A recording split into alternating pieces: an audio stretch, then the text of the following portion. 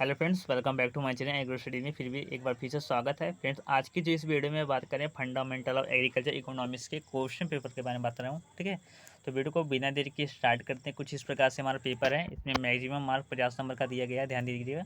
तो स्टार्ट करते हैं। इसमें सबसे पहले दिए गए निम्नलिखित 5 प्रश्नों में से किन्हीं 3 प्रश्नों के उत्तर दीजिएगा। 3 भागों में डिवाइडेड है पेपर, ये ध्यान दीजिएगा। तो पहला दिया गया अर्थशास्त्र को परिभाषित कीजिए, डिफाइन करना है। आप लोग अर्थशास्त्र की परिभाषा को साथ साथ आप एग्रीकल्चर इकोनॉमिक्स की भी डेफिनेशन दे सकते हैं, लेकिन अगर इकोनॉमिक्स पूछा है तो इकोनॉमिक्स दीजिए, यदि एग्रीकल्चर इकोनॉमिक्स पूछा है तो इकोनॉमिक्स और एग्रीकल्चर इकोनॉमिक्स दोनों की डेफिनेशन दीजिए। इसके विषय क्षेत्र क्या क्या हैं, जैसे सब्जेक्ट मैटर ऑफ इकोनॉमिक्स, ठीक है, लिमिटेशन ऑफ इकोनॉमिक्स, ये सब हमारे आते हैं स्कोप में। नेक्स्ट हमारा आता है कि उपयुक्त चीज़ की सहायता से सीमांत उपयोगिता ह्रास नियम की व्याख्या कीजिए। जो आपके डिमिनिशिंग मार्जिनल यूटिलिटी जो हमारा होता है, ठीक है, सीमांत उपयोगिता ह्रास नियम, उसके बारे में बताना है, व्याख्या करना है। एक आप लोग एक ग्राफ भी बना सकते हैं, ठीक है, और उसके बाद आप तालिका में प्रदर्शित कर सकते हैं। ठीक है, ये ध्यान दीजिएगा। नेक्स्ट दिया, what do you mean by input output relationship, यानी कि जो आपके कारक उपज संबंध से आप क्या समझते हैं। वक्र की सहायता से हमारे जो सीमांत उत्पादकता की व्याख्या कीजिए। ठीक है, अगला प्रश्न क्या दिया गया कि आपूर्ति को परिभाषित कीजिए, उपयुक्त उदाहरण की सहायता से आपूर्ति नियम की व्याख्या कीजिए। इम्पोर्टेंस, ठीक है। अगला प्रश्न दिया गया है कि बाजार से आप क्या समझते हैं। बाजार वह स्थान से किसी स्थान विशेष से नहीं लगाया जाता है। बाजार वह स्थान है, समझ लीजिए, यहाँ पर क्रेता तथा विक्रेता हमारे परस्पर उपस्थित होते हैं और क्या करते हैं कि एक दूसरे से किसी वस्तु का क्रय विक्रय करके क्या करते हैं कि किसी वस्तु की कीमत का मूल्य निर्धारण करते हैं, तो हमारा मार्केट कहलाता है। इसके बाद दिया गया समय के आधार पर बाजार को वर्गीकृत कीजिए, जैसे दीर्घकालीन बाजार, अति दीर्घकालीन बाजार, ठीक है। इसके बाद लघु बाजार, ठीक है। तो ये सब हमारे बाजार के समय के आधार पर, ड्यूरेशन के आधार पर हमारे क्लासीफाई किया गया है। अगला आता है बी नंबर पर लघु उत्तरीय प्रश्न। इसमें दिया गया 7 प्रश्नों में से किन्हीं 5 प्रश्नों के उत्तर देना है और इसमें से 150 शब्द का होना चाहिए। दिए गए माइक्रो एंड मैक्रो इकोनॉमिक्स के बारे में बताना है। तो माइक्रो इकोनॉमिक्स कोई एक विशेष क्षेत्र के अंदर, ठीक है, कोई एक किसी वस्तु के बारे में हम बताता है, ठीक है। माइक्रो इकोनॉमिक्स जैसे किसी वस्तु का कीमत निर्धारण, ठीक है, वो हमारा माइक्रो इकोनॉमिक्स कहलाता है, ठीक है। लेकिन जो मैक्रो इकोनॉमिक्स होता है, जैसे कि हमारा कोई देश है, जैसे हमारा इंडिया हो गया, तो इंडिया में जैसे हमारा कुल उपयोगिता हो गया, ठीक, टोटल कंज्यूशन कितना है, टोटल प्रोडक्शन कितना है, तो ये सब हमारे मैक्रो इकोनॉमिक्स के अंतर्गत हम करते हैं। लेकिन माइक्रो इकोनॉमिक्स के अंतर्गत हम जैसे हम कोई एक यूनिट के अंतर्गत करते हैं अध्ययन, जैसे हमारा किसी वस्तु का कीमत कितना है, किसी एक वस्तु का, ठीक है, ना कि सभी वस्तु का। सभी वस्तु का होगा तो हमारा मैक्रो इकोनॉमिक्स हमारा कहलाएगा, ये ध्यान दीजिएगा। सॉरी, माफ़ कीजिएगा, थोड़ा अर्जेंट कॉल आ गया था, ठीक है, ध्यान दीजिएगा। चलिए स्टार्ट करते हैं। इसके बाद नेक्स्ट दिया क्या हमारा कि उपभोक्ता की बचत से आपकी अवधारणा किसने दी थी, ठीक है। तो यह अवधारणा क्या है।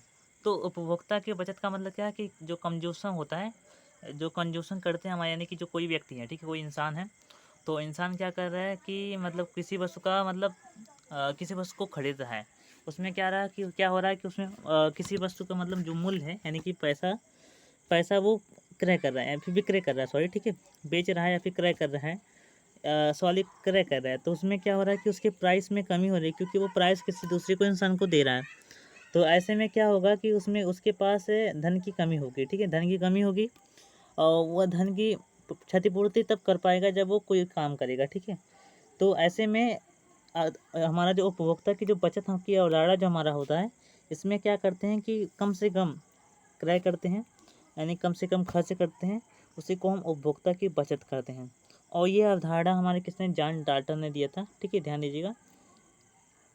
सॉरी, ये हमारे जो अवधारणा है ये हमारे जॉन मार्शल ने दिया था, ठीक है, जॉन मार्शल ने दिया था, ठीक है।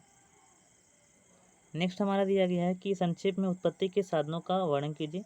उत्पत्ति के यदि साधन देखा जाए तो 5 साधन है, ठीक है। तो कौन कौन से, हमारे भूमि, श्रम, पूंजी, भूमि, श्रम, पूंजी, ठीक है, संगठन, एवं इसके बाद हमारा 5वें नंबर पर हमारा आता है राजस्व, ठीक है। 5 चीज़ें हैं। नेक्स्ट उपयुक्त उदाहरण से ब्याज एवं लाभ की अवधारणा स्पष्ट कीजिए, इसके बारे में पढ़ लीजिएगा। नेक्स्ट दिया गया राष्ट्रीय यानी नेशनल इनकम क्या है, जिसमें हमारा जीडीपी आ जाता है, जीडीपी इंक्लूड होता है हमारा, ठीक है। राष्ट्रीय आय का महत्व लिखिए। तो राष्ट्रीय आय के बारे में देखा जाए तो एक प्रकार से कहा जा सकता है कि हमारे एक जैसे हमारा कोई देश है, ठीक है, किसी निश्चित क्षेत्र में या फिर किसी विशिष्ट क्षेत्र में हमारा किसी देश की आय यानी कि इनकम कितना हो रहा है, जैसे हमारा बाहर की भी इनकम, जैसे आउटपुट एंड इनपुट ये दोनों जोड़ा जाता है, उसका जो जितना भी हमारा इनकम होता है उसी को हम राष्ट्रीय आय, नेशनल इनकम कहते हैं। दिए गए राष्ट्रीय आय का महत्व क्या है, बहुत सारे महत्व है, इसके बारे में पढ़ लीजिएगा। अगला दिया गया है कि 10 व्यापारिक बैंकों को सूचीबद्ध कीजिए एवं इनके कार्यों का वर्णन कीजिए। तो 10 व्यापारिक बैंक कौन कौन से हो गए? सबसे पहले हमारा आ गया नाबार्ड, नेफेड आ गया, ठीक है, नाम हो गया, इनाम हो गया, ठीक है। इसके बाद हमारा जैसे एसबीआई हो गया, ठीक है, सेंट्रल बैंक ऑफ इंडिया हो गया, ठीक है। इसके बाद हमारा पूर्वांचल बैंक हमारा जो था उसमें हमारा ग्रामीण बैंक हो गया, ठीक है। इसके बाद हमारा जैसे पूर्वांचल हो गया, सेंट्रल बैंक ऑफ इंडिया हो गया। तो जितने सारे भी व्यापारिक बैंक है जो हमारे ऋण देते हैं, तो उसके बारे में वर्णन करना है। यूनियन बैंक भी हमारा सम्मिलित है, इसमें इंक्लूड है। अगला है सेक्शन सी, जिसमें हमारे very short answer type question हमारे आते हैं। इसमें दिए कि धन को परिभाषित कीजिए। तो धन को हम किसी हम वस्तु से नहीं लगाते हैं, किसी हम धन से नहीं लगाते, यानी कि किसी हम पैसे उससे नहीं लगाते हैं। धन का मतलब होता है कोई चीज़, ठीक है।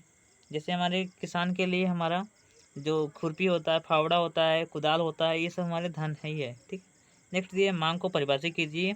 मांग वह प्रक्रिया है जिसमें जब कीमत बढ़ता है तो हमारा मांग जो होता है कम हो जाता है, और जब मांग कम होता है तो जब हमारा कीमत बढ़ जाता है तो मांग कम हो जाता है, जब हमारा मांग कम हो जाता कीमत जब कम हो जाता है तो हमारा मांग बढ़ जाता है। यानी कि सीधा सीधा देखा जाए तो मांग जब बढ़ जाएगा तो हमारी कीमत कम हो गई, यानी जब कीमत कम होगी तो हमारे मांग बढ़ जाएगा। लेकिन जब कीमत हमारा बढ़ जाएगा तो हमारा क्या होगा, मांग हमारा कम हो जाएगा, ठीक है। तो दोनों में अपोजिट है, ये ध्यान दीजिएगा। अगला है स्थिर लागत को परिभाषित कीजिए, यानी फिक्स्ड कॉस्ट क्या है। तो फिक्स कॉस्ट वह लागत है या फिर कॉस्ट है, ठीक है, लागत है जिसमें किसी वस्तु का प्राइस जो होता है एक स्थिर होता है, उसमें क्रय विक्रय उसमें आप प्रतिस्पर्धा करके आप उसकी प्राइस में आप कमी नहीं ला सकते, ठीक है। अगला है मजदूरी को परिभाषित कीजिए। तो देखा जाए तो वह मानसिक तथा शारीरिक प्रयत्न, ठीक है, जो किसी प्रतिफल की आशा से किया जाता है उसे हम श्रम या मजदूरी भी कहते हैं। नेक्स्ट दिए डिफाइन क्रेडिट, यानी साख को परिभाषित कीजिए। तो साख की डिफिनेशन देख लीजिएगा। तो अगली वीडियो में बस हम फार्म मशीनरी एंड पावर के बारे में देखने वाले हैं। तो वीडियो को देखने के लिए बहुत बहुत धन्यवाद। जय हिंद, जय भारत।